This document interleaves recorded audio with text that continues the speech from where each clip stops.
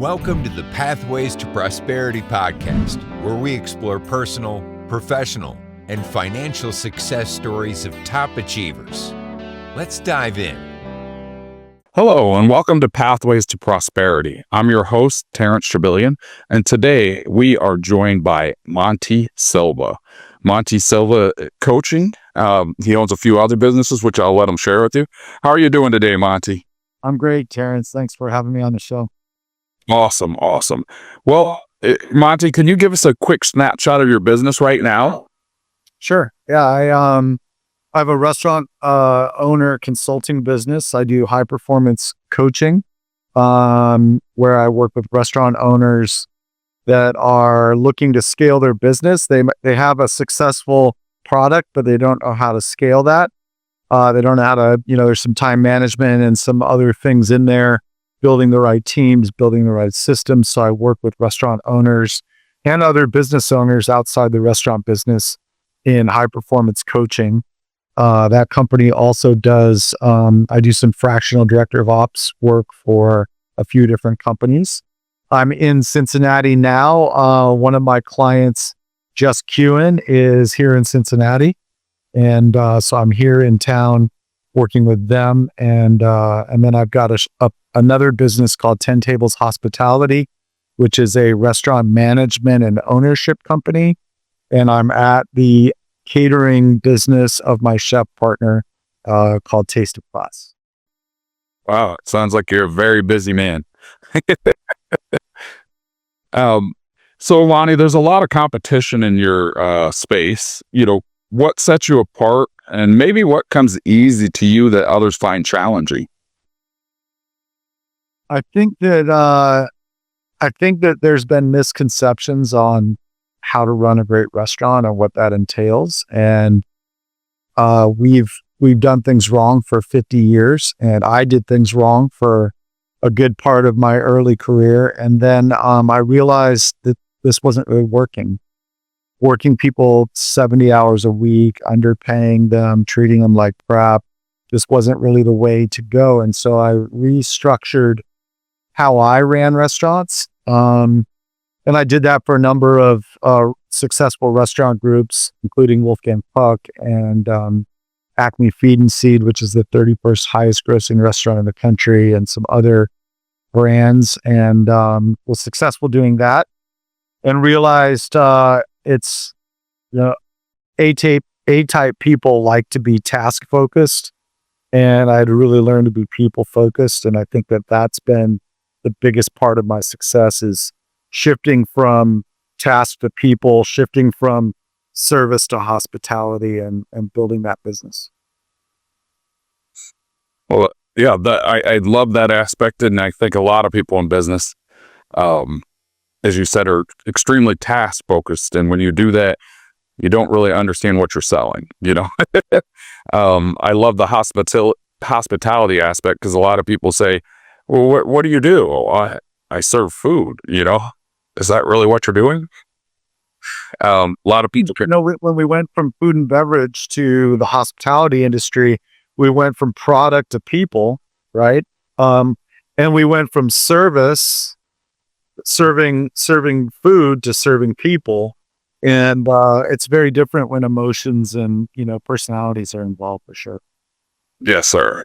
We own assisted living homes, and when we first started into the business, everybody's like, "Oh, your business is taking care of people." No, our business isn't. Our business is this. And when we learn that, now we have paid waiting lists for our homes. We have people begging to come into our homes, whereas other people can't even get them full. And it was just that shift, that small shift that made all the difference in the world. So I love meeting other people that understand that aspect too, of really understanding what people are, why they're spending their money. We can all eat. I don't have to come to your restaurant to eat, right? So, if someone listening wanted to get better at being in the restaurant industry, say moving up, or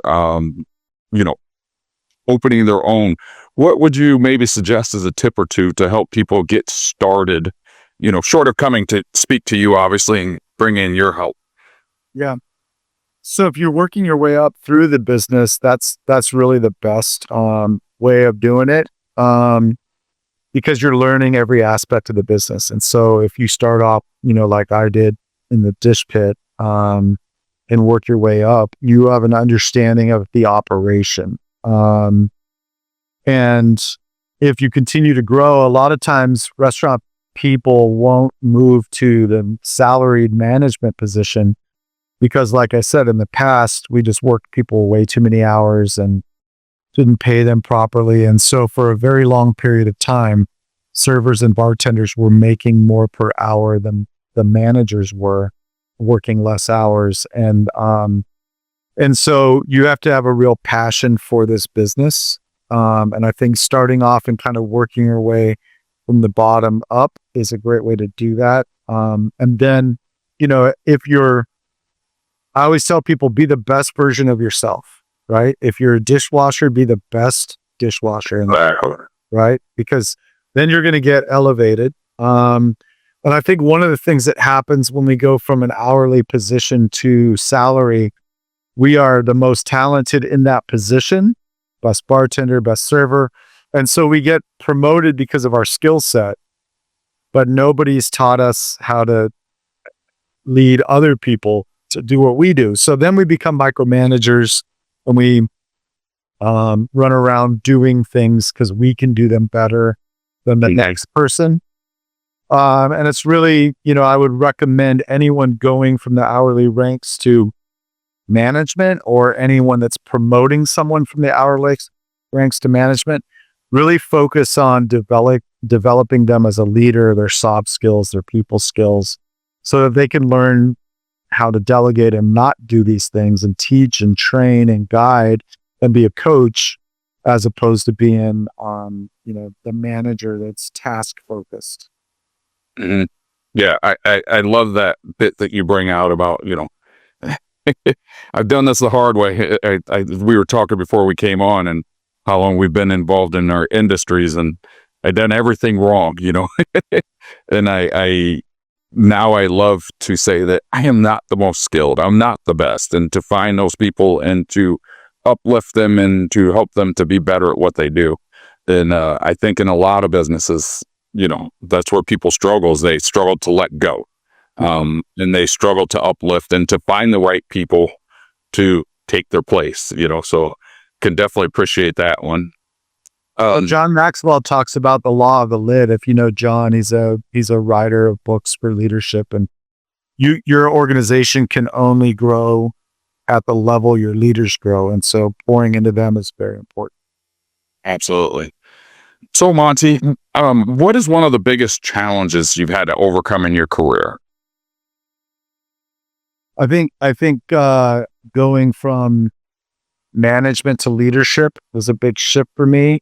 I was A-type personality, and if you weren't going to do what I needed you to do, I would just run through you and do it. And I went through burnout. I was running 2 restaurants for Wolfgang Puck and was working just crazy hours and trying to do everything myself. And because prior to that, I took all the responsibility on to learn very quickly as a young manager how to do payroll and how to do all the things. And so I took a lot of projects and responsibilities on to learn, because I'm a very hands-on learner.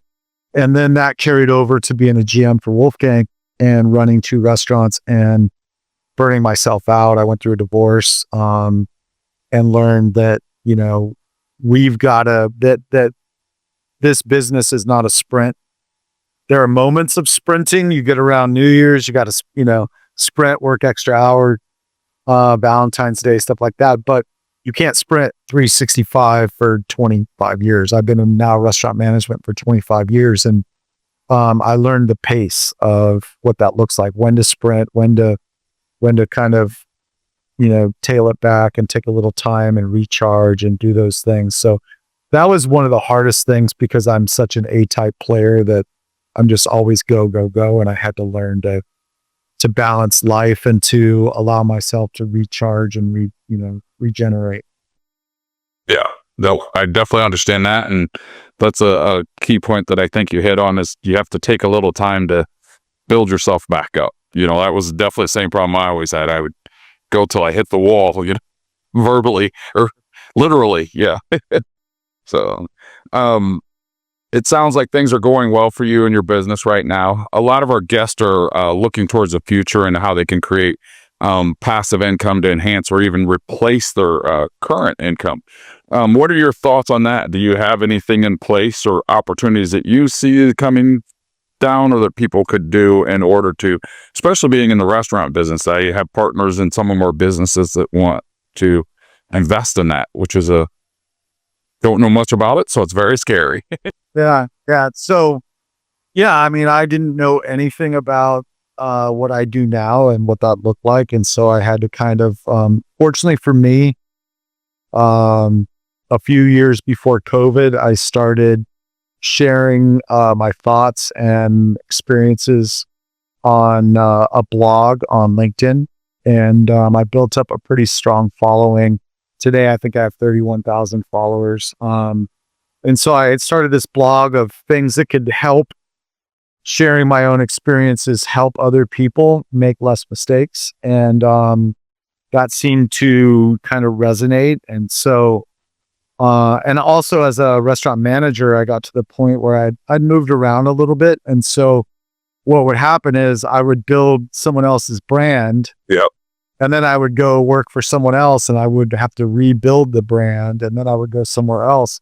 And so I got to a point where I felt like, the guilt by association. If I build me as a brand, then wherever I go, that's going to impact the brand. And so I started working on that pre-COVID and built up a pretty good following. And then when COVID hit, I was the director of ops for a restaurant group in Nashville, and I was the only non-family member on the executive team. And so when you're making cuts, that's the cut. And the mayor of Nashville was not kind during COVID. He closed down restaurants. He raised property taxes to offset the revenue and just really hurt the industry for over a year, more so than some of the more generous places. So during that time, I moved to Tampa, Florida. Florida was wide open. They were running safe restaurants, but they were staying open. And went to work for a restaurant group down there as the managing partner of a restaurant. And while I did that, I built Monte Silva coaching on the side. And I was like, okay, who's my avatar client, right? What am I going to offer them? How am I going to tell them about me? How am I going to book them? How am I going to charge them? And so you have to kind of figure out, okay, what skill sets do you have, right, that you can offer? And then who are the people that would want to hire you for those? And so I created, I read all the funnel books on the Russell Brunson Road and kind of learned some marketing techniques and learned about building a funnel where maybe you're giving away something for free and you get an email address and then you get a following. And so really it's about who are you? What do you know how to do very well? How can you help people? Who are the people that need that help? And then how do you tell them about yourself and build that business? So that's really what I did, and that's what I would recommend. I did do some low level ebooks and things like that, but I found that you have too many low level offers. Nobody goes listen. So currently today, through Monte Silva Coaching, I offer fractional director of ops services, and that's the most expensive level. And then right below that, I have high performance coaching.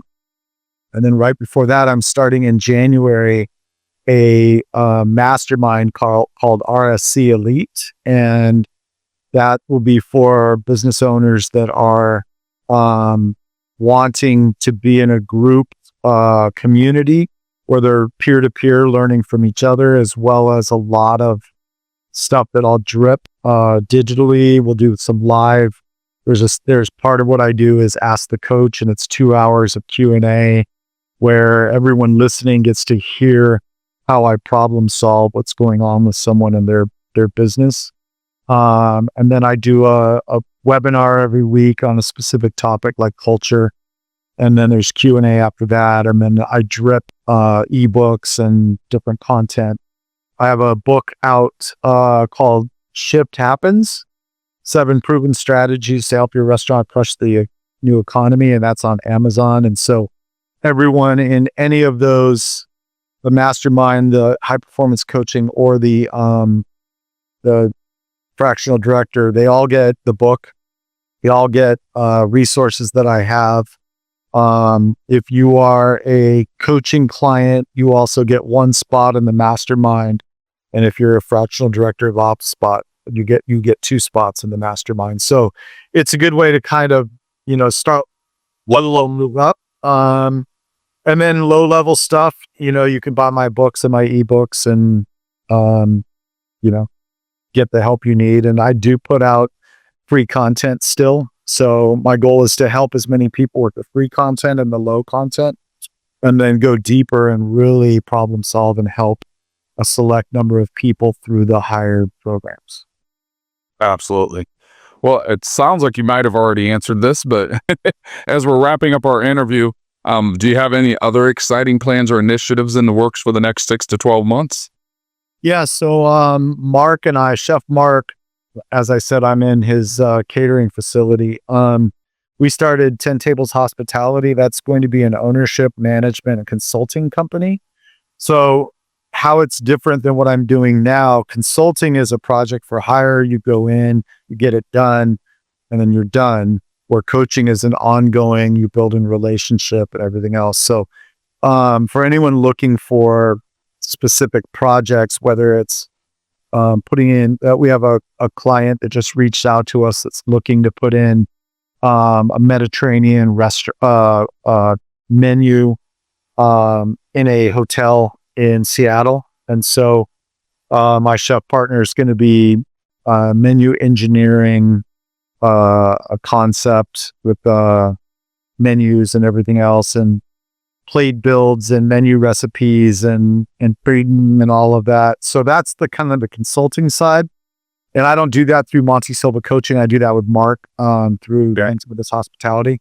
And then we have a level that's management. So if there's a restaurant group that has, 3 or 4 restaurants, but they don't really have the infrastructure, meaning they don't have a CFO or HR person or a marketing person, or director of ops, we provide that service for a percentage of sales under a management contract. Much like, Marriott doesn't own their properties, they manage them. And so it's something like that. And so we're looking at picking up a few clients for that now. And then lastly, it's also an ownership company. So we just got a private equity fund reached out to us and said they'd like to fund us opening and running our own restaurants.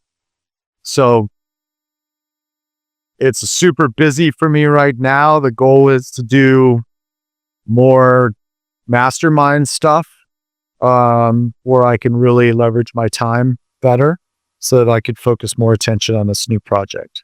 And then I speak at conferences and, I write books and things.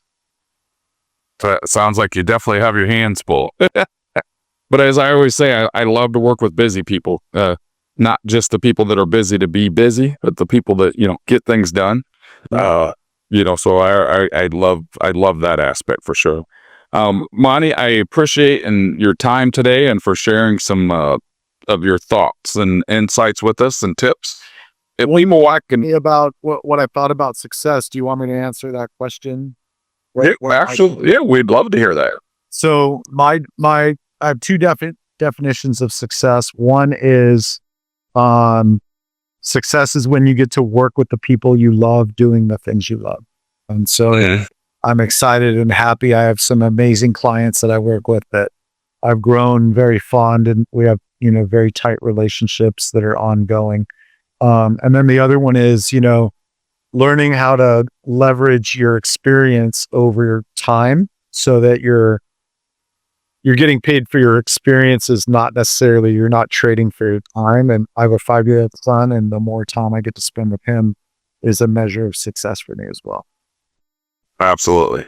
Absolutely. No, we definitely appreciate that. And, definitely love hearing, what is important to you, and from our side of it, that's the big thing is that, what your level of success is may not be someone else's, but there's someone out there that's what they're reaching for. If someone wanted to reach out to you and connect with you, Monte, how would they do that? You can go to montesilvacoaching.com. There's a place that you can email me. You can also, if you want to book a 30-minute call, you can do that through my website, through Calendly. I'm on LinkedIn. I'm on YouTube under Restaurant Success with Monte Silva. I have Instagram page as well. But I'm mostly on LinkedIn. It's probably my number one platform. Awesome. Well, we definitely appreciate your time and for being on today, Monte. I wish you the best of luck, and we look forward to speaking to you in the future. Thanks, James. Absolutely. Have a blessed one. Thanks for listening to the Pathways to Prosperity podcast. Got a success story to share? Visit pathwaystoprosperitypodcast.com/guest and apply today.